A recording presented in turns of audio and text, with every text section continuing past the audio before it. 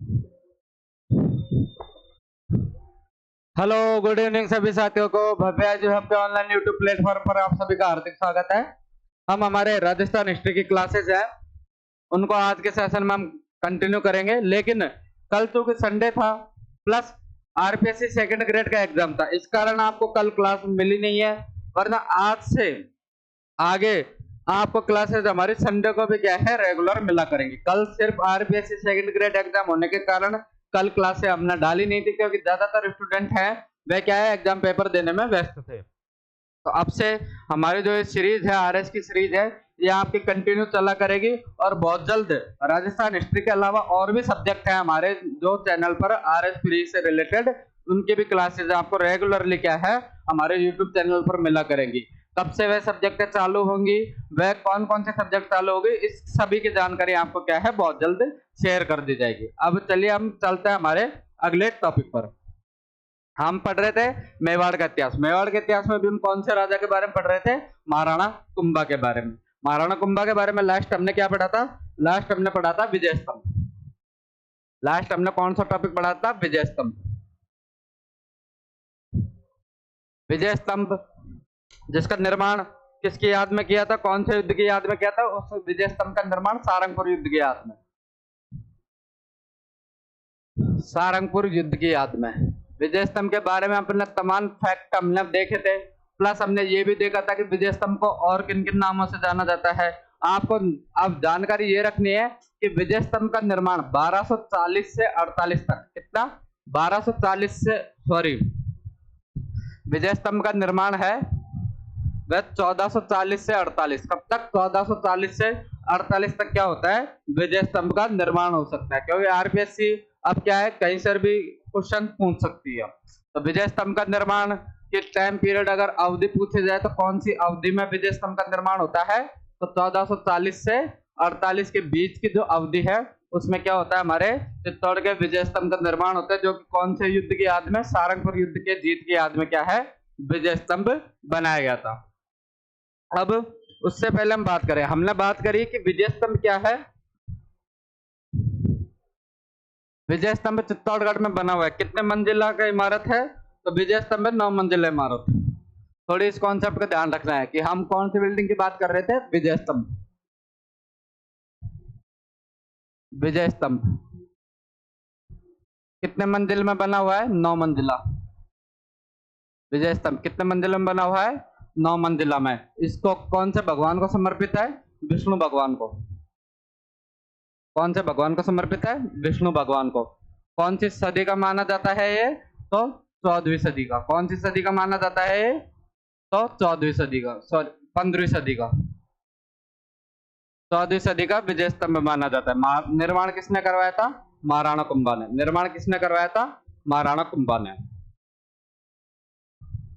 ये सभी क्या है हमने विजय स्तंभ के बारे में जानकारी पढ़ी। क्या? 9 मंजिला इमारत है, भगवान विष्णु को समर्पित है, 14वीं सदी में इसका निर्माण हुआ था और बनाया किसने था? महाराणा कुंभा ने बनाया था। ठीक विजय स्तंभ की आकृति जैसा एक और पिलर, एक और इमारत क्या है चित्तौड़गढ़ किले में स्थित है, उसको क्या बोलते हैं? उसको बोलते हैं कीर्ति स्तंभ। हालांकि विजय स्तंभ का दूसरा नाम भी क्या देखने को मिला है? विजय स्तंभ का दूसरा नाम भी कीर्ति स्तंभ देखने को मिला, लेकिन कीर्ति स्तंभ के नाम से भी क्या है चित्तौड़गढ़ में दूसरी इमारत है। एक और इमारत है चित्तौड़गढ़ में, वह किस नाम से है? तो वह है कीर्ति स्तंभ के नाम से है। अब बहुत से लोग क्या है कीर्ति स्तंभ और विजय स्तंभ में कंफ्यूजन होता है, तो आपको इस टेबल के माध्यम से क्या है चीजें याद रखनी है। कीर्ति स्तंभ है वह कितने मंजिला है? तो वह 7 मंजिला इमारत है। कितने मंजिला इमारत है? 7 मंजिला इमारत है। किसको समर्पित है? तो जो कीर्ति स्तंभ है उसका निर्माण किसने करवाया था? 12वीं शताब्दी में। 12वीं शताब्दी में किसने कराया था? कुमार सिंह नाम के महाराणा थे। चित्तौड़ में किसका शासन था? कुमार सिंह के शासनकाल में एक जीजाशाह बघेरवाल, जो कि क्या है एक जैन व्यापारी। थोड़ी सी फैक्ट याद करें कि हम किसकी बात कर रहे हैं? कीर्ति स्तंभ की। किसकी बात कर रहे हैं? कीर्ति स्तंभ की। कहां पर स्थित है कीर्ति स्तंभ? तो यह चित्तौड़ में स्थित है। कहां पर स्थित है? चित्तौड़ में। कितने मंजिल का है? 7 मंजिला। कितने मंजिला इमारत है? 7 मंजिला। निर्माण कब होता है इसका? तो निर्माण होता है 12वीं सदी में। निर्माण कौन होता है? 12वीं सदी में। मेवाड़ महाराणा उस समय कौन थे? कुमार सिंह। मेवाड़ महाराणा कौन थे उस समय? कुमार सिंह। मेवाड़ महाराणा कुमार सिंह के समय। किसने निर्माण करवाया था? तो एक जैन व्यापारी थे, एक जैन व्यापारी जिनका नाम क्या था? जीजाशाह बघेरवाल। नाम क्या था? जीजाशाह बघेरवाल। उन्होंने किसका निर्माण करवाया था चित्तौड़गढ़ में? तो वह चित्तौड़गढ़ में कीर्ति स्तंभ का निर्माण करवाता है। किसका निर्माण करवाता है? कीर्ति स्तंभ का निर्माण करवाता है। कौन करवाता है? जीजाशाह बघेरवाल। आपको याद रखना है कीर्ति स्तंभ का निर्माण कौन करवाता है? जीजाशाह बघेरवाल, जो कि क्या था? एक जैन समुदाय का व्यापारी था। अब जो जैन समुदाय होते हैं, तो जैन समुदाय अपने आप में एक धर्म है, और जैन समुदाय में कितने तीर्थंकर हुए हैं जिनको भगवान मानता है? तो 24 तीर्थंकर। कितने तीर्थंकर हुए हैं? तो 24 तीर्थंकर। तो इसलिए यह कीर्ति स्तंभ किस भगवान को समर्पित किया गया है? तो जैन धर्म के प्रथम तीर्थंकर भगवान आदिनाथ को। किसको है? भगवान आदिनाथ को। किसको समर्पित है? भगवान आदिनाथ को समर्पित।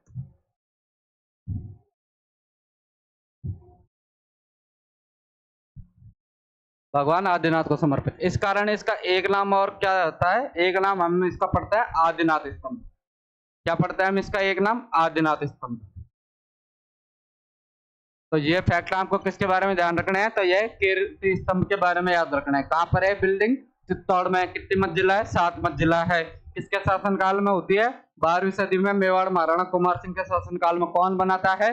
जैन व्यापारी जीजाशाह बघेरवाल। कौन बनाता है? जैन व्यापारी जीजाशाह बघेरवाल। किसको समर्पित है? भगवान आदिनाथ को समर्पित है। इस कारण इसको क्या कहते हैं? इस कारण इसको आदिनाथ स्तंभ कहते हैं। तो यहाँ पर हम देखते हैं किसको समर्पित है? भगवान आदिनाथ को। विजय स्तंभ किसको समर्पित था? भगवान विष्णु को। किसको समर्पित है? भगवान आदिनाथ। भगवान आदिनाथ को। कौन सी सदी में बनती है? 12वीं सदी में। कौन सी सदी में बनती है? 12वीं सदी में। किसके शासनकाल में बनती है? महाराणा कुमार सिंह। किसके शासनकाल में बनती है? महाराणा कुमार सिंह। लेकिन बनवाता कौन है? जैन व्यापारी जीजाशाह बघेरवाल। बनवाता कौन है? जैन व्यापारी जीजाशाह बघेरवाल। महाराणा कुमार सिंह के समय में कौन बनवाता है? जीजाशाह बघेरवाल।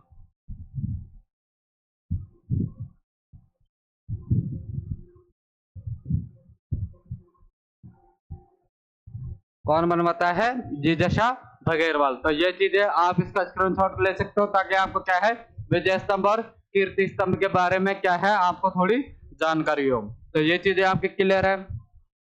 ठीक वैसे ही चित्तौड़गढ़ किले में एक प्रशस्ति और लगी हुई है। क्या है? चित्तौड़गढ़ किले में एक प्रशस्ति और लगी हुई है, उसको हम बोलते हैं कीर्ति स्तंभ प्रशस्ति। क्या है? उसको हम बोलते हैं कीर्ति स्तंभ प्रशस्ति। लेकिन ध्यान रखना है कि यह प्रशस्ति कहां पर लगी हुई है?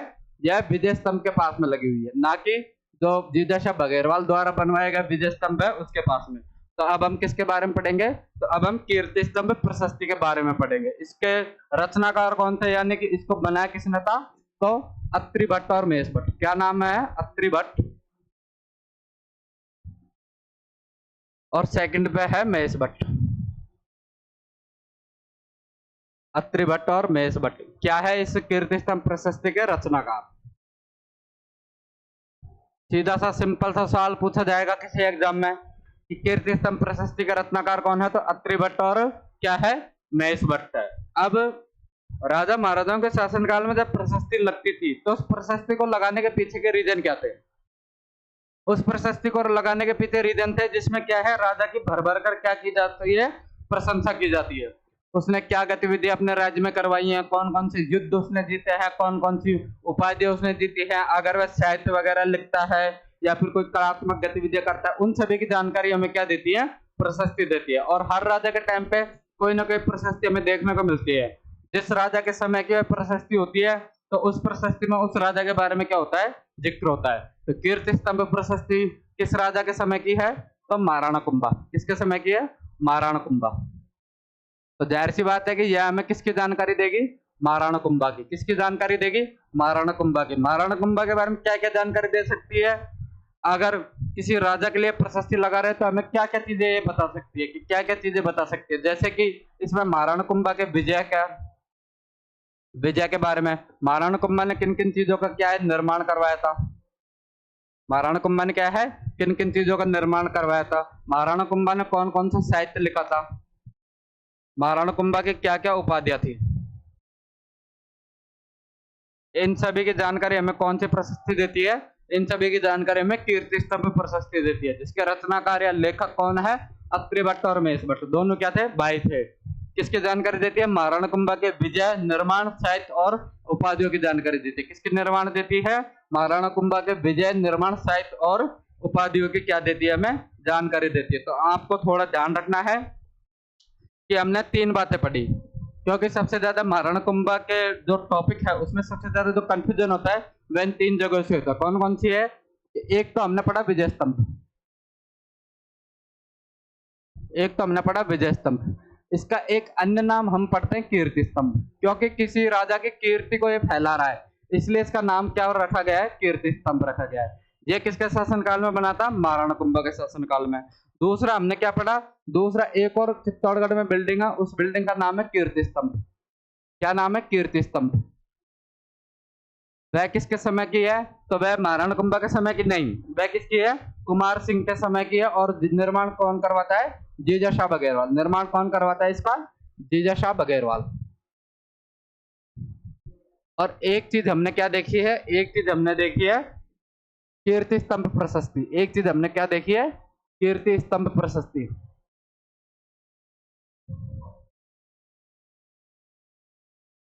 एक चीज हमने क्या देखी है? कीर्ति स्तंभ प्रशस्ति, जो कि किस किस के द्वारा लिखी गई है?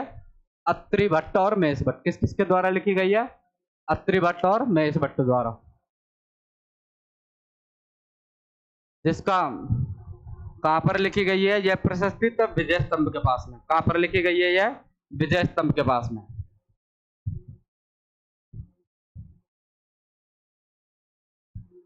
कहां पर लिखी गई है यह प्रशस्ति?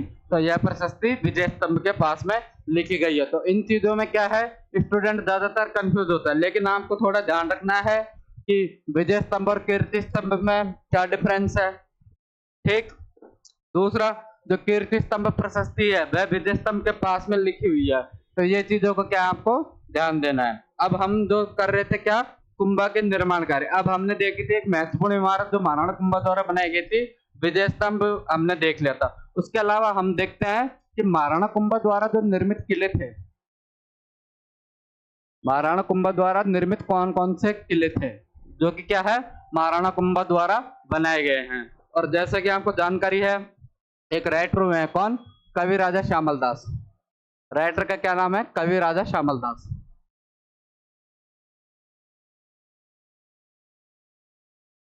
इनकी एक किताब है, किताब का क्या नाम है, वीर विनोद। इस वीर विनोद के अनुसार कवि राजा श्यामल दास क्या कहते हैं, कवि राजा श्यामल दास कहते हैं कि मेवाड़ में कुल किले कितने हैं, मेवाड़ में कुल किले हैं 84, जिनके अंदर से 32 किलो का निर्माण कौन करवाते हैं, महाराणा कुंभा। कितने किलो का निर्माण करवाते हैं, 32 किलो का। इसलिए महाराणा कुंभा को क्या कहा जाता है, राजस्थान स्थापत्य कला का जनक। क्या कहा जाता है, राजस्थान स्थापत्य कला का जनक।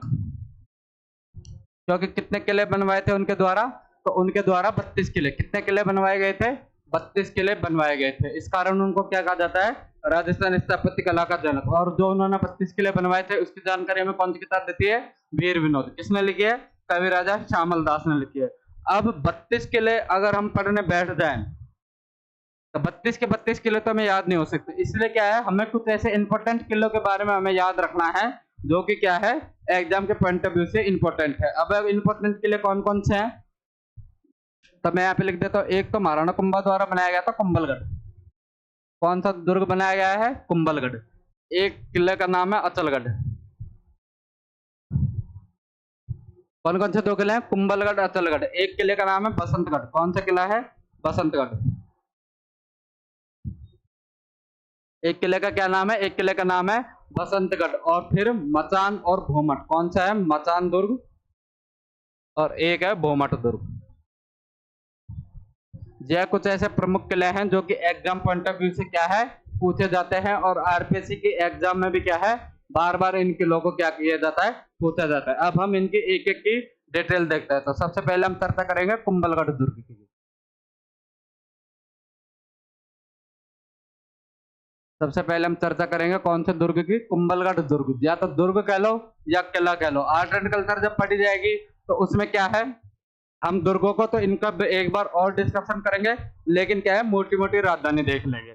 उससे पहले एक बात मैं आपको बता देता हूं कि जब कोई भी राजा होता था, जब कोई भी राजा होता था वह कहाँ बैठता था? वह बैठता था अपनी राजधानी में। कहाँ रहता था? अपनी राजधानी में रहता था। राजधानी पर मान लीजिए दुश्मन है, दुश्मन देश ने क्या कर दिया? राजधानी पर आक्रमण कर दिया। अगर राजा किसी कारणवश अपनी सुरक्षा या अपने परिवार की सुरक्षा में असमर्थ रहता है तो वह किसी ऐसे स्थान की तलाश में रहता है कि जहां पर क्या है उस पर कोई संकट ना आए, जहां पर क्या है उस पर कोई संकट ना आए, वह अपने परिवारजनों के साथ में स्वयं क्या है सुरक्षित रह सके और बाद में पुनः शक्ति एकत्रित करके किसको हरा सके? दुश्मन को हरा सके। इसलिए क्या है कि ये राजा जो अपने राजधानी के अलावा क्या रखते थे? दूसरा विकल्प। राजधानी के अलावा क्या रखते थे? दूसरा विकल्प, जिसको क्या बोला जाता था? जिसको बोला जाता था, हम शॉर्ट लैंग्वेज में बोल सकते हैं संकटकालीन राजधानी। क्या बोल सकते हैं? संकटकालीन राजधानी। यह कॉन्सेप्ट हर राजवंश का था। हर राजवंश की क्या है? एक संकटकालीन राजधानी थी। आज भी हम देखते हैं कि हम कोई भी एक तो ऐसी जगह होगी हमारे पास में जहां पर हम सारी प्रॉब्लमों से बच सकते हैं, तो वह क्या है? हमारी संकटकालीन आश्रय स्थल है। वैसे राजा उस समय क्या करते थे? राजा उस समय एक संकटकालीन राजधानी का क्या है? एक विकल्प तैयार करते थे कि अगर राजधानी पर दुश्मन कब्जा कर ले, हमला करते वक्त अगर हम उसकी क्या है सामना नहीं कर पाए तो किसी ऐसे स्थान पर जाकर छुपे जहां पर क्या है हमारी रक्षा हो सके। तो वह क्या रखते थे? दूसरा विकल्प, यानी कि एक संकटकालीन राजधानी का कॉन्सेप्ट रखते थे। ये आपको हर राजवंश में देखने को मिलेगी। ठीक वैसे ही जो कुंभलगढ़ दुर्ग था वह क्या था? वह एक तरह से मेवाड़ की संकटकालीन राजधानी थी। कुंभलगढ़ दुर्ग क्या था? मेवाड़ की संकटकालीन राजधानी। तो आपसे अगर कोई पूछा जाए कि मेवाड़ की संकटकालीन राजधानी कौन थी, तो आपको क्या बताना है? कुंभलगढ़ दुर्ग। क्या बताना है? कुंभलगढ़ दुर्ग, जो क्या था? मेवाड़ की संकटकालीन राजधानी। प्लस हमने लास्ट टाइम पे पढ़ा था कि रणमल की हत्या के बाद में जोधा अपने सहपरिवार जनों के साथ क्या हो जाता है? भाग जाता है। कहां पे भाग जाता है? काहुनी नामक गांव में। कहां पर भाग जाता है? काहुनी नामक गांव में। और सुंडा क्या करता है? मंडोर पर अधिकार कर लेता है, जो कि क्या है? राठौड़ों की राजधानी थी। हालांकि 1453 की जो आवल बाल की संधि है उसके बाद में मंडोर उसको दे दिया जाता है। किनको? जोधा को दे दिया जाता है। लेकिन उससे पहले मंडोर क्या था? मंडोर भी किसके पास था? गुहिलों के पास में था। तो यानी कि अब गुहिलों पर किसका प्रशासक है? तो गुहिलों पर सीधा सा प्रशासन किसका है? महाराणा कुंभा का। तो महाराणा कुंभा मारवाड़ और क्या है मेवाड़, उन पर नजर रखने के लिए किसी ऐसे सुरक्षित स्थान की तलाश में थे जहां पर क्या है दोनों पर नजर रखी जा सके। वो दुर्ग था या वो स्थान कौन सा था? वो स्थान था कुंभलगढ़ दुर्ग। कौन सा दुर्ग था? कुंभलगढ़ दुर्ग। क्योंकि कुछ समय के लिए मारवाड़ भी किसके पास था? मेवाड़ के पास में। तो अब मारवाड़ का प्रशासन भी उन्हें संभालना था, तो उसके लिए किसी ऐसे स्थान पर एक चौकी तो या पोस्ट तो बनानी पड़ेगी ना, जहां पर मेवाड़ की गतिविधियों पर भी कंट्रोल किया जा सके और मारवाड़ की गतिविधियों पर भी कंट्रोल किया जा सके। तो वह स्थान कौन सा था? वह स्थान था कुंभलगढ़ दुर्ग। इस कारण से इस कुंभलगढ़ दुर्ग को और क्या कहते हैं? इस कुंभलगढ़ दुर्ग को मेवाड़ मारवाड़ का सीमा प्रहरी। क्या कहता है? मेवाड़ मारवाड़ का सीमा प्रहरी। मेवाड़ मारवाड़ का सीमा प्रहरी। क्योंकि कुछ समय के लिए क्या था? मारवाड़ किसके पास था? गुहिलों के पास में था। तो वहां पर भी क्या है? वहां पर भी इनको कंट्रोल करना था। अब बात करें किसी भी दुर्ग की तो हमें क्या याद रखना है? मोस्टली उसके वास्तुकार। तो इसके वास्तुकार की अगर बात करें तो इसके वास्तुकार कौन था? मंडन। वास्तुकार कौन थे इसके? मंडन क्या थे? इसके वास्तुकार थे, जिन्होंने इस किले का नक्शा डिजाइन किया था, प्लस इस किले को क्या है बनवा दिया था, यानी कि ठेकेदार। यानी कि क्या है? ठेकेदार। अब इस किले का जो सबसे ऊपरी भाग है, इस किले का जो सबसे ऊपरी भाग है उसको क्या बोलते हैं? इस किले का जो सबसे ऊपरी भाग है उसको क्या कहा जाता है? उसको कहा जाता है कटारगढ़। क्या कहा जाता है? कटारगढ़। जिसको और किस नाम से जानते हैं? उसको बोलते हैं मेवाड़ की आंख। क्या बोलते हैं? मेवाड़ की आंख। तो मेवाड़ की आंख किसको बोलते हैं? तो कुंभलगढ़ किले के सबसे ऊपरी भाग, जिसका क्या नाम है? जिसका नाम है कटारगढ़, उसको क्या बोला जाता है? उसको मेवाड़ की आंख बोलते हैं। क्या है? उसको मेवाड़ की आंख बोलते हैं। और यहाँ पर एक प्रशस्ति लगाई गई है। इस कुंभलगढ़ दुर्ग में क्या लगाई गई है? एक प्रशस्ति लगाई गई है। उस प्रशस्ति का क्या नाम है? क्योंकि कुंभलगढ़ दुर्ग में वह प्रशस्ति लगाई गई है, तो प्रशस्ति का क्या नाम रहेगा? कुंभलगढ़ प्रशस्ति। इस दुर्ग में एक प्रशस्ति लगाई गई है, उस प्रशस्ति का क्या नाम रहेगा? कुंभलगढ़ प्रशस्ति।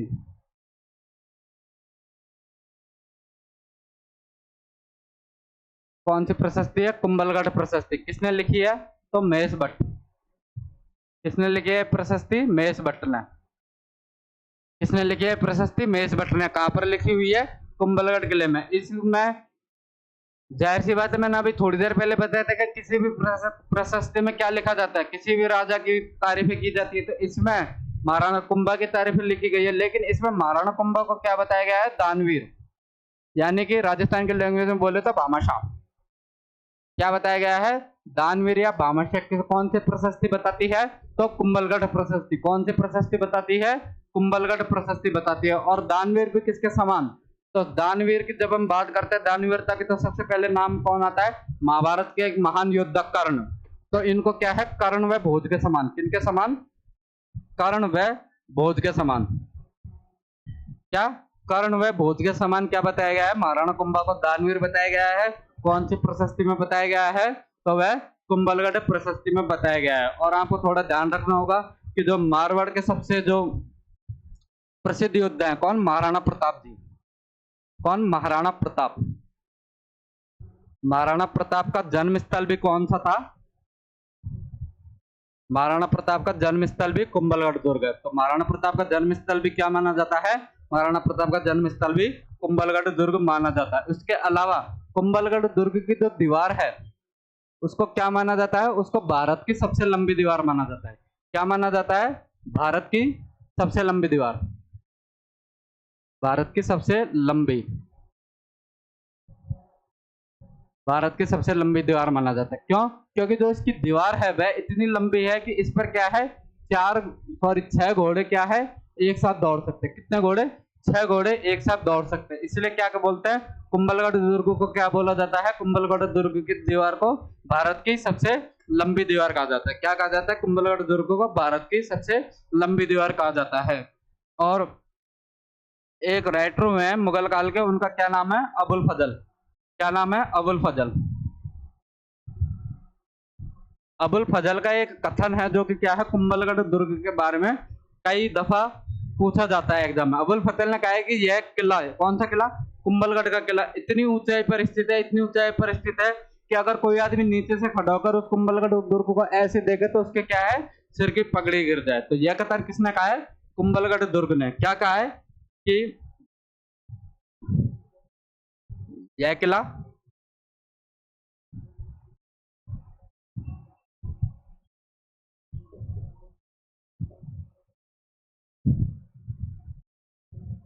इतनी ऊंचाई पर है कि नीचे से देखने पर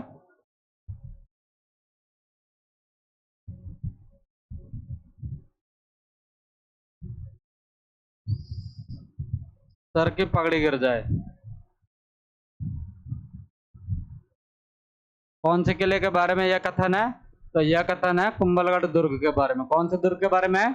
कुंभलगढ़ दुर्ग के बारे में। किसने कहा है यह कथन? तो यह कथन कहा है अबुल फजल ने। उसके बाद में यह हमने देखी थी कुंभलगढ़ दुर्ग के बारे में। कुंभलगढ़ दुर्ग की प्रमुख विशेषता क्या है? कि एक तो इसमें क्या लिखी गई है? कुंभलगढ़ प्रशस्ति। क्या लिखी गई है?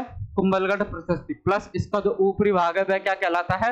ऊपरी भाग कहलाता है कटारगढ़, जिसको क्या बोलते हैं? उसको बोला जाता है मेवाड़ की आंख। उसके अलावा जो दूसरा किला है वह कौन सा किला है? दूसरा किला वह है बसंतगढ़। दूसरा किला कौन सा है? दूसरा किला है बसंतगढ़।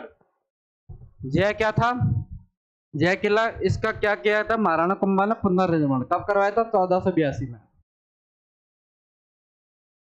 1482 में इसमें महाराणा कुंभा क्या करवाता है? इस किले का पुनर्निर्माण। महाराणा कुंभा क्या करवाता है? इस किले का पुनर्निर्माण। कौन सी लोकेशन पर है बसंतगढ़ का किला? तो बसंतगढ़ का किला है सुरोई पर। कौन सी लोकेशन में है बसंतगढ़ का किला? तो बसंतगढ़ का किला कहाँ पर है? सुरोई में। और इसके अंदर क्या लगी गई है? इसके अंदर कुंभा वह उसके पुत्र उदा की मूर्ति। क्या है? कुंभा वह उसके पुत्र उदा की मूर्ति,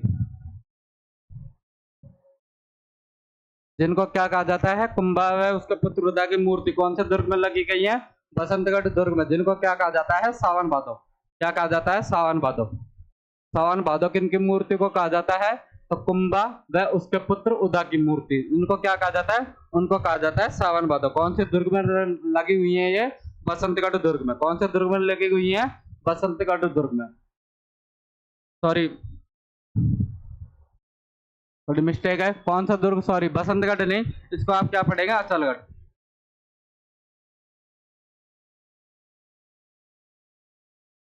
कौन सा दुर्ग पढ़ेंगे? अचलगढ़ दुर्ग।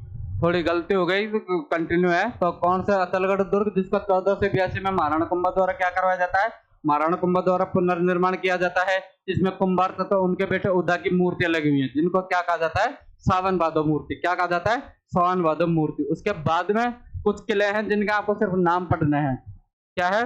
कुछ किले हैं जिनके आपको नाम याद पढ़ने हैं। वह किले कौन कौन से? एक तो किला है बसंतगढ़ का,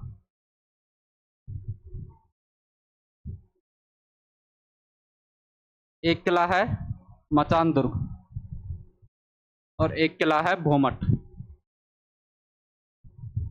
और कौन कौन से किले हैं? बसंतगढ़, मचान दुर्ग, और क्या है? भोमट दुर्ग। बसंतगढ़ की लोकेशन आपको ध्यान रखनी है सिरोही में। बसंतगढ़ की लोकेशन आपको ध्यान रखनी है, कहां पर है? सिरोही में।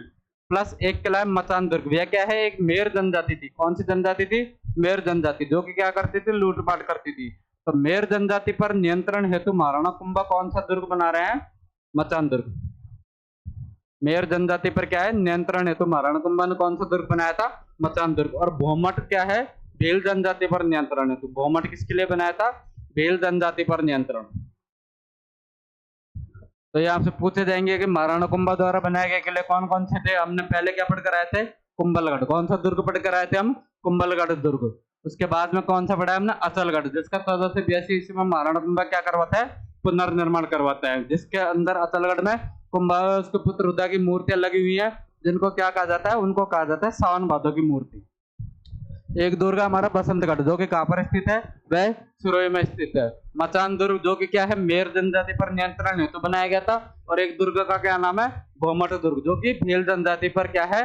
नियंत्रण हेतु बनाया गया था। उसके बाद में स्थापत्य में किलो महल के अलावा और किस चीज की बात हो सकती है? तो जाहिर सी बात है मंदिरों की। और किसकी बात होगी? मंदिरों में। तो कुंभा द्वारा क्या है? कुछ मंदिरों का निर्माण करवाया गया था। कुंभ द्वारा क्या है? कुछ मंदिरों का निर्माण करवाया था। कौन कौन से मंदिर थे? तो थे कुंभ स्वामी मंदिर, एक मंदिर है जिनका कुंभा महाराणा कुंभा द्वारा निर्माण करवाया गया था। कौन सा मंदिर था? कुंभ स्वामी मंदिर।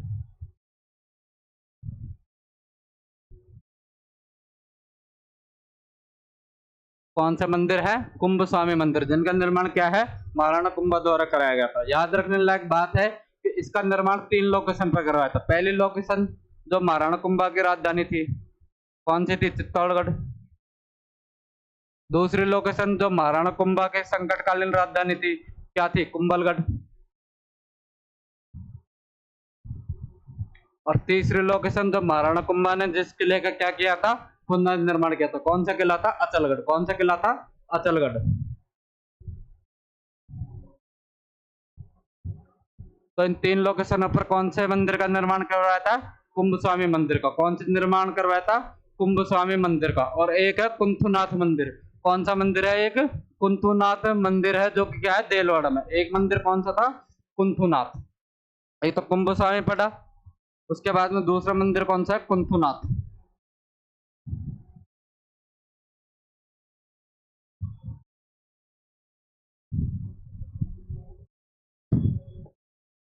कहाँ पर है ये मंदिर?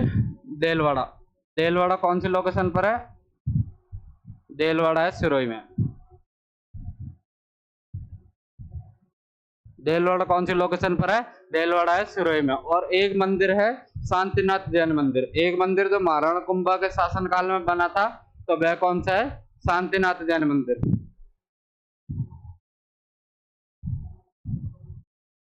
कौन सा मंदिर है?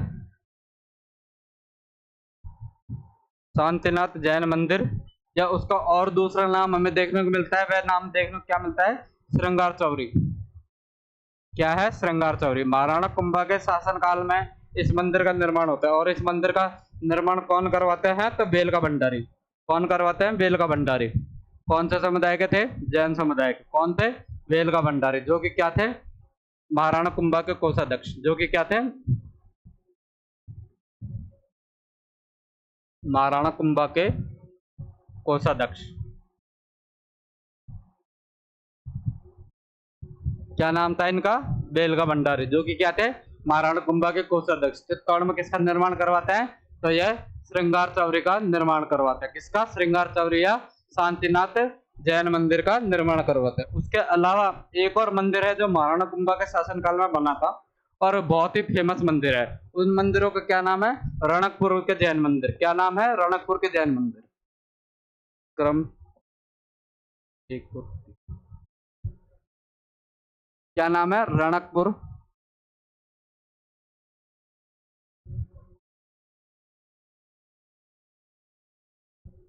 क्या है, रणकपुर के जैन मंदिर, जो कि क्या है, कुंभा के शासनकाल में बने हुए प्रसिद्ध मंदिर। राजस्थान में क्या है, यह मंदिर बहुत प्रसिद्ध है। कब होता है इनका निर्माण, तो इनका निर्माण होता है 1439 में। कब होता है, 1439 ईस्वी में। कौन करवाता है, एक जैन व्यापारी है, धरणक्षा। कौन है, जैन व्यापारी धरणक्षा। जैन व्यापारी धरणक्षा द्वारा कौन सा मंदिरों का निर्माण किया जाता है, जैन व्यापारी धरणक्षा द्वारा रणकपुर के जैन मंदिरों का निर्माण किया जाता है। और कौन सी नदी के किनारे किया जाता है, तो मथाई नदी। आपको पूछा जाएगा कौन सी नदी के किनारे किया जाता है, तो ये मथाई नदी। कौन सी नदी है, मथाई नदी के किनारे क्या किया जाता है, इस मंदिर का निर्माण किया जाता है। और इसे क्या कहते हैं, इसमें कितने मंदिर है, इसमें बहुत सारे मंदिर है। रणकपुर के जैन मंदिरों में क्या होता है, बहुत सारे मंदिरों का एक समूह है, जिनको सम्मिलित रूप से क्या बोलता है, रणकपुर के जैन मंदिर। इन्हीं सारे मंदिरों में एक मंदिर है, उस मंदिर को क्या नाम है, उस मंदिर का नाम है चौमुखा मंदिर। क्या नाम है एक मंदिर का, चौमुखा मंदिर, जो कि यहाँ का क्या है, सबसे प्रमुख मंदिर है। चौमुखा मंदिर क्या है, सबसे प्रमुख मंदिर है। जैन धर्म में कितने तीर्थंकर हुए हैं, जैन धर्म में 24 तीर्थंकर हुए हैं। पहले तीर्थंकर कौन है, भगवान आदिनाथ जी। क्या है, भगवान आदिनाथ जी। तो इस मंदिर में किसकी मूर्ति मिलेगी, तो भगवान आदिनाथ की मूर्ति।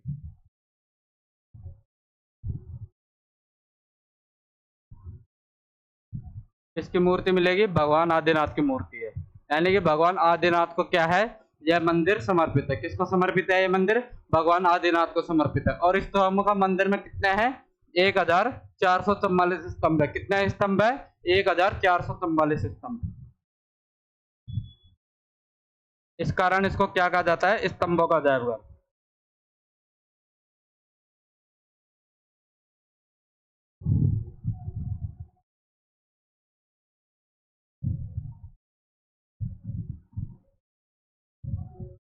इस कारण इसको क्या कहा जाता है, स्तंभों का जादूगर। क्योंकि कितने स्तंभ है इसमें, 1444 इसमें क्या है, स्तंभ है। और क्या होता है, इसका जो वास्तुकार था, उस वास्तुकार का आपको नाम याद रखना है, देपाक। क्या नाम है, देपाक। देपाक इस मंदिर का क्या था, वास्तुकार था। तो ये हमने किसकी चर्चा करी है, तो ये हमने रणकपुर के जैन मंदिरों की। इसी के बारे में क्या जानकारी है, मथाई नदी के किनारे 1439 ईस्वी में जैन व्यापारी धर्मक्षा ने इसका निर्माण करवाया था। इन मंदिरों में सबसे प्रमुख मंदिर कौन सा है, चौमुखा मंदिर, जो कि भगवान आदिनाथ को समर्पित है। या उसमें क्या है, भगवान आदिनाथ की मूर्ति लिखी हुई है, लगी हुई है। इस मंदिर में 1444 स्तंभ है। इस कारण से इसको क्या कहा जाता है, स्तंभों का अजायब घर कहा जाता है। और इन मंदिरों का जो वास्तुकार था, उनका क्या नाम था, उनका वास्तुकार का नाम था देपाक। क्या नाम था, देपाक। इसी मंदिर में एक प्रशस्ति लगी हुई है, उसका क्या बोलता है, रणकपुर प्रशस्ति। क्या बोलता है उसको, रणकपुर प्रशस्ति। जाहिर सी बात है, किसके शासनकाल में लगी है, महाराणा कुंभा के बारे में किसकी जानकारी देगी, महाराणा कुंभा प्लस महाराणा कुंभा के वंश की। महाराणा कुंभा का वास्तविक वंश कहां से शुरू माना जाता है, बप्पा रावल। कहां से, बप्पा रावल। और कहां तक, महाराणा कुंभा। क्योंकि महाराणा कुंभा के शासनकाल में लग रही है तो जानकारी स्टार्ट से लेकर जो प्रेजेंट में वहां तक ही तो देंगे। तो बप्पा रावल से महाराणा कुंभा तक गुहिल वंश की जानकारी।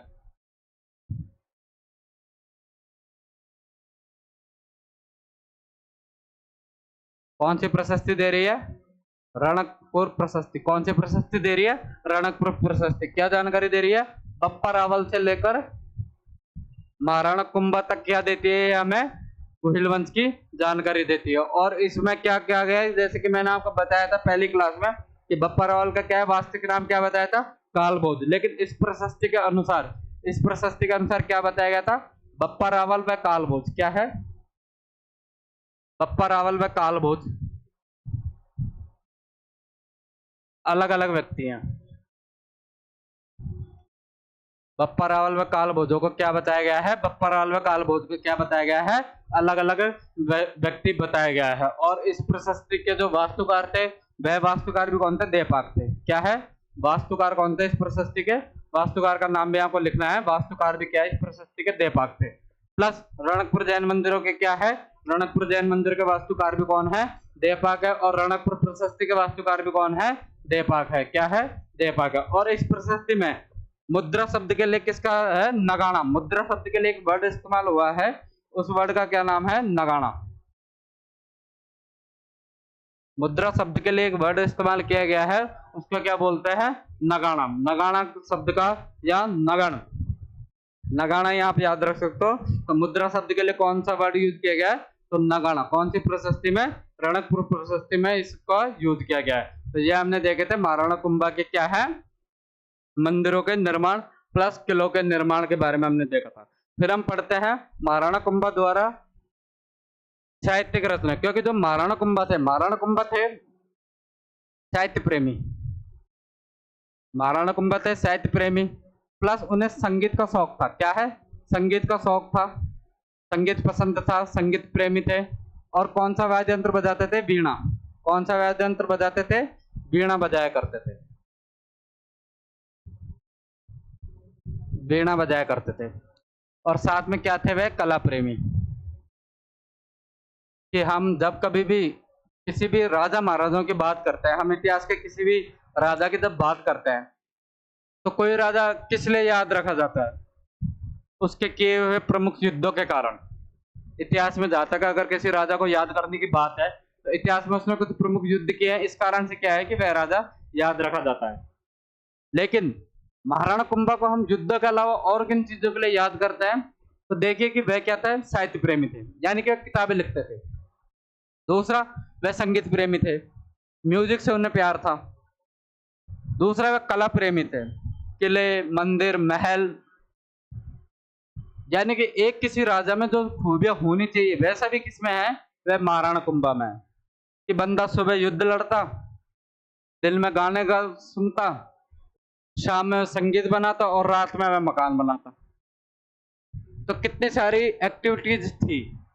अगर हम इतिहास के किसी राजा की बात करें, जहां तक हमें राजा के एक युद्ध विशेष के लिए याद रहता है, महाराणा कुंभा एक जीता जागता उसका एग्जाम्पल है कि उस बंदे ने युद्ध लड़ने के अलावा उसने साहित्य में अपनी रुचि दिखाई थी। एक राजा जो युद्ध लड़ते लड़ते कन्नड़ संस्कृत भाषाओं में नाटक लिख गया। एक राजा जो युद्ध लड़ते लड़ते हुए संगीत के अन्य विषयों पर किताबें लिख गया। संगीत के ऊपर महाराणा कुंभा ने बहुत सारे ग्रंथ लिखे हैं।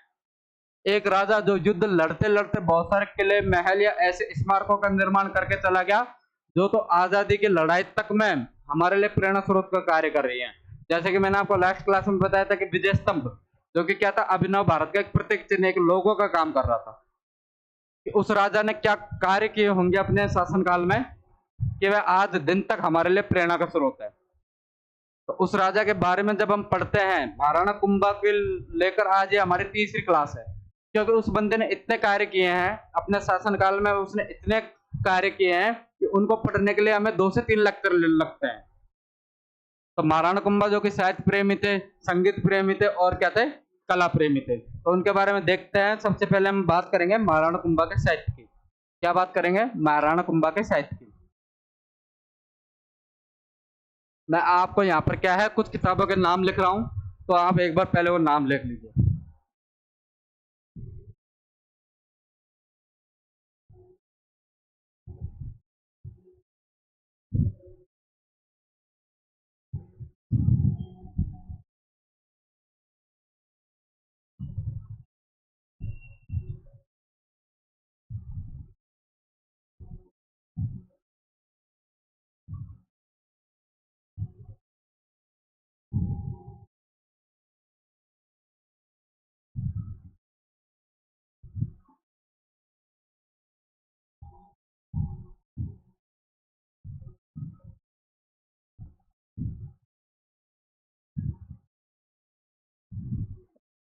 महाराणा कुंभा की क्या है, कुछ प्रमुख किताबें हैं। कौन सी है?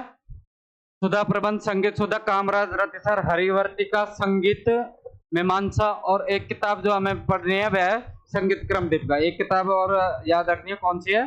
संगीत क्रम दीपिका। यह वह किताबें हैं जो क्या है, महाराणा कुंभा के बारे में जानकारी देती हैं कि महाराणा कुंभा क्या थे। महाराणा कुंभा संगीत प्रेमी थे। महाराणा कुंभा क्या थे? संगीत प्रेमी थे। और संगीत के ऊपर जो महाराणा कुंभा ने किताबें लिखी है कौन कौन सी हैं? सुधा प्रबंध, संगीत सुधा, कामराज रतिसर, हरिवर्तिका, संगीत मीमांसा और संगीत क्रम दीपिका। यह क्या है? महाराणा कुंभा का साहित्य है। महाराणा कुंभा का क्या है? साहित्य है। इसमें सबसे इंपॉर्टेंट जो बुक है जो आपको पढ़नी है वह कौन सी है? कामराज रतिसर। कौन सी किताब पढ़नी है? कामराज रतिसर। और एक जो सबसे इंपॉर्टेंट किताब जो महाराणा कुंभा द्वारा संगीत पर लिखी गई थी उस किताब का क्या नाम है? उस किताब का नाम है संगीत राज। उस किताब का क्या नाम है? संगीत राज। 6 किताब तो ये और एक किताब ये, कौन सी है? संगीत राज। इनमें से सबसे इंपॉर्टेंट आपको याद रखनी है कौन सी है? कामराज रतिसर। और एक हरिवर्तिका भी क्या है आपको थोड़ा याद रखनी है। उसके अलावा एक और किताब है, कौन सी है? उनकी संगीत राज किताब है। संगीत राज किताब के कितने भाग है? संगीत राज किताब के 5 भाग है। संगीत राज किताब के कितने भाग है? संगीत राज किताब के 5 भाग है। यानी कि 5 अलग अलग भागों में, 5 अलग अलग पार्ट में क्या की गई है? 5 अलग अलग भागों में इस किताब को लिखी गई है। कौन कौन से भाग है उसके? तो सबसे पहला है पाठ्य रत्न कोश।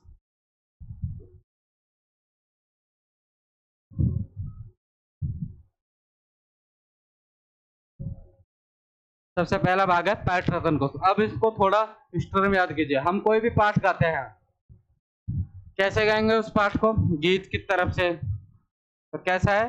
गीत रत्न कोश। गीत गाने के लिए किसका यूज करेंगे? वाद्य का। एक भाग है इसका वाद्य रत्न कोश। जब गीत गाए जाएंगे, वाद्य बजेंगे तो क्या निकलेगा? नृत्य। क्या करने का मन करेगा? नृत्य। तो एक भाग कौन सा है? नृत्य रत्न कोश। और एक जो सबसे, ये सारी चीजें हमें देखने को मिलेंगी तो हमें क्या आएगा? आनंद आएगा। आनंद यानी कि रस की अनुभूति होगी। तो एक भाग कौन सा है इसका? रस रत्न कोश। किसके भाग हैं ये? तो ये संगीत राज, जो कि महाराणा कुंभा द्वारा लिखा गया एक संगीत का ग्रंथ है। तो उसके 5 भाग कौन कौन से हैं? पाठ रत्न कोश, गीत रत्न कोश, वाद्य रत्न कोश, नृत्य रत्न कोश और क्या है? रस रत्न कोश। अभी संभवतः ये एलडीसी एग्जाम जो अभी हाल ही में हुआ है, एलडीसी एग्जाम में क्या है, यह क्वेश्चन पूछा गया है कि महाराणा कुंभा द्वारा लिखित पुस्तक कौन सी है? संगीत राज। उसके कितने भाग है? तो कितने भाग है? तो उसके कुल क्या है? 5 भाग है। कितने भाग है उसके? कुल 5 भाग है। अब हम देखते हैं महाराणा कुंभा द्वारा लिखे नाटक। महाराणा कुंभा ने साहित्य के अलावा क्या लिखे थे? नाटक।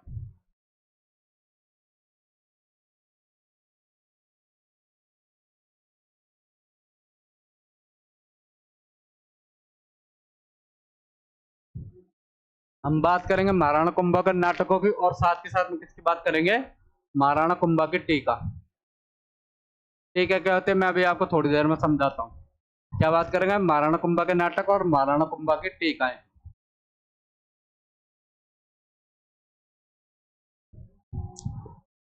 हिंट वाइज याद रखना है कि महाराणा कुंभा ने कुल कितने नाटक लिखे हैं अपने जीवन काल में? कुल 4 नाटक लिखे हैं। महाराणा कुंभा ने कितने नाटक लिखे हैं? कुल 4 नाटक लिखे हैं। कौन कौन से हैं? एक तो अतुल्य चातुरी,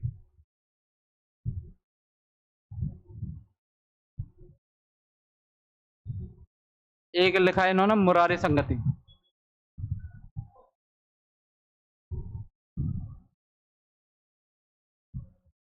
एक इन्होंने लिखा है रस नंदिनी,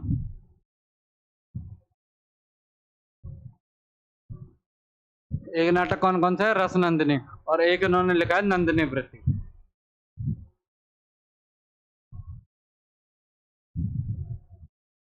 कौन कौन से नाटक है महाराणा कुंभा के? अतुल्य चात्री, मुरारी संगति, नंदिनी, रस नंदिनी और क्या है? नन्ही वृत्ति। इसमें जो अतुल्य चात्री नाटक है वह कौन सी भाषा में लिखा गया है? वह लिखा गया है संस्कृत भाषा में। कौन सी भाषा में लिखा गया है?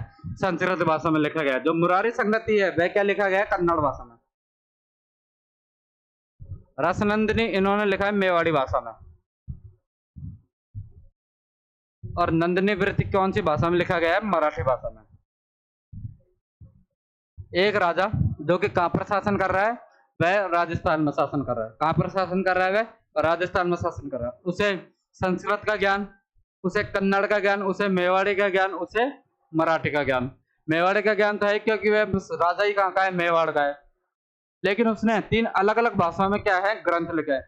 जैसे कि ग्रंथ है अतुल्य चातुरी, जो किसमें लिखा है? कौन सी भाषा में लिखा गया है? संस्कृत भाषा में। एक ग्रंथ का नाम है मुरारी संगति, कौन सी भाषा में लिखा गया है? कन्नड़ भाषा में। एक ग्रंथ का नाम है रसनंदिनी, कौन सी भाषा में लिखा गया है? मेवाड़ी भाषा में। और एक ग्रंथ का क्या नाम है? नंदिनी वृत्ति, यह कौन सी भाषा में लिखा गया है? तो मराठी भाषा में। तो ये क्या है? महाराणा कुंभा के कुछ प्रमुख नाटक हैं। क्या है ये? नाटक हैं, जो कि कौन कौन सी? 4 नाटक, 4 अलग अलग भाषा। क्या है? 4 नाटक और 4 अलग अलग भाषा। वैसे अब हम बात करते हैं आगे महाराणा कुंभा की टीका है। सबसे पहला क्वेश्चन है कि भाई ये टीका आखिर होती क्या है? टीका होती क्या है? तो जैसे कि कोई बुक है, क्या है? कोई बुक है, उसके आपको शॉर्ट नोट्स मिलते हैं, उसके आपको क्या दे दिए जाए? शॉर्ट नोट्स दे दिए जाए। तो ये कहा जा सकता है कि जैसे कि मान लीजिए ये बुक है राजस्थान हिस्ट्री की, एक बुक है किसकी है? राजस्थान इतिहास की है। इस राजस्थान इतिहास के क्या दे दिया जाए? आपको शॉर्ट नोट्स दे दिया जाए। तो क्या कहा जाएगा कि आपको राजस्थान इतिहास बुक है उसकी क्या मिल गई है? शॉर्ट नोट्स मिल गए हैं। यानी कि एक तरह से क्या है? टीका। एक तरह से क्या दे दी हमने? इन बुक की टीका दे दी। यानी कि टीका क्या होती है कि कोई भी बुक है, कोई भी बुक है उसका क्या है? संक्षिप्त रूप। कोई भी बुक है या किताब है उसका संक्षिप्त रूप क्या कहलाती है? उसका संक्षिप्त रूप कहलाती है टीका। क्या कहलाती है? उसका संक्षिप्त रूप कहलाएगी टीका। महाराणा कुंभा ने कुल कितनी टीकाएं लिखी हैं? तो कुल 3 टीकाएं। क्या है? कुल कितनी टीकाएं हैं? तो कुल 3 टीकाएं हैं। जैसे कि पहली टीका है गीत गोविंद, एक राइटर में एंशिएंट टाइम के, उनका क्या नाम है? गीत गोविंद। उनकी एक किताब है, उनकी किताब का क्या नाम है? रसिक प्रिया। उनकी किताब का क्या नाम है? रसिक प्रिया, सॉरी गीत गोविंद, जो कि किसने लिखी है? जयदेव ने। एक राइटर हुए मिडाइवल के, कौन है? जयदेव। उनकी एक बुक है, कौन सी है? गीत गोविंद। उसके ऊपर महाराणा कुंभा कौन सी टीका लिखता है? रसिक प्रिया। महाराणा कुंभा कौन सी टीका लगते हैं? गीत गोविंद पर रसिक प्रिया टीका। वैसे एक टीका क्या लिखते हैं? संगीत के ऊपर टीका, क्योंकि संगीत का इनको रूप है। तो एक राइटर हुए एंशिएंट के बाण भट्ट, बाण भट्ट की एक किताब थी संगीत रत्नाकर। क्या है? संगीत रत्नाकर। किसकी किताब थी? बाण भट्ट। उसके ऊपर क्या लिखता है? महाराणा कुंभा टीका लिखते हैं। यानी कि उस किताब का क्या लिखता है? शॉर्ट फॉर्म लिखते हैं। और एक है चंडी शतक।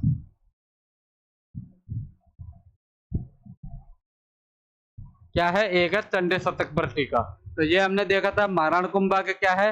नाटक देखे थे, और क्या है? महाराणा कुंभा की टीका है। थोड़ा अगर देखें कि महाराणा कुंभा के नाटक कौन से हैं? पहला नाटक कौन सा? अतुल्य चातुरी, कौन सी भाषा में लिखा गया है? संस्कृत भाषा में। दूसरा है मुरारी संगति, कौन सी भाषा में? कन्नड़ भाषा में। एक नाटक है रसनंदिनी, एक नाटक कौन सा है? रसनंदिनी, कौन सी भाषा में?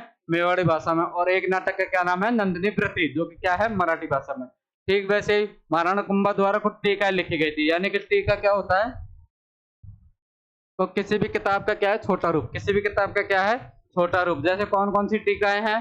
तो एक गीत गोविंद, जो कि किसने लिखे? जयदेव ने। उसके ऊपर जो टीका है वह क्या है? रसिक प्रिया। संगीत रत्नाकर, किसकी किताब है? बाण भट्ट की, उसके ऊपर टीका। और चंडी शतक पर टीका। ये क्या है? महाराणा कुंभा की क्या है? टीकाएं हैं। आज की क्लास में बस इतना ही। कल फाइनली हम क्या है? महाराणा कुंभा को क्लोज कर देंगे, क्योंकि अब कल के क्लास में ज्यादा से हम क्या देखेंगे? महाराणा कुंभा के एक तो दरबारी विद्वान पढ़ने हैं, और इसके अलावा महाराणा कुंभा के क्या है? कुछ उपाधियां पढ़नी है। उसके बाद में हम क्या पढ़ेंगे? नेक्स्ट राजा पढ़ेंगे। और उससे पहले जो काम की बात ये है कि प्रत्येक दिन की बात, आज भी आपको क्या दे दिए जाएंगे? PYQ question. महाराणा कुंभा से रिलेटेड आपको क्या दे दिए जाएंगे? पीवाईक्यू क्वेश्चन दे दिए जाएंगे। हालांकि महाराणा कुंभा एक बहुत बड़ा टॉपिक है, इसलिए सेपरेट रूप से हम आज ही आपको महाराणा कुंभा से रिलेटेड 100 क्वेश्चनों का सेट, कितने क्वेश्चनों का? 100 क्वेश्चनों का सेट आपको टेलीग्राम पर अपलोड कर दिया जाएगा। टेलीग्राम चैनल कौन सा है? आपको मैंने बता ही दिया था, भव्य एडू हब है। वह क्या है? हमारा टेलीग्राम चैनल है। और महाराणा कुंभा के ऊपर कितने? 100 क्वेश्चनों का एक पीवाईक्यू सेट, क्योंकि महाराणा कुंभा बड़ा टेस्ट है, बड़ा चैप्टर है, इसलिए क्या है इसकी प्रैक्टिस थोड़ी ज्यादा करनी चाहिए, क्योंकि महाराणा कुंभा के चैप्टर में आपको क्या है सारे फैक्ट इफेक्ट देखने को मिलेंगे। तो धन्यवाद आपके क्लास से जुड़ने के लिए। आप बने रहिए, भव्या जी आपकी टीम के साथ में पढ़ाई कंटिन्यू कीजिए, और कोई भी अगर आपकी रिक्वायरमेंट है तो आप क्या है कमेंट सेक्शन में बता सकते हो। धन्यवाद आप।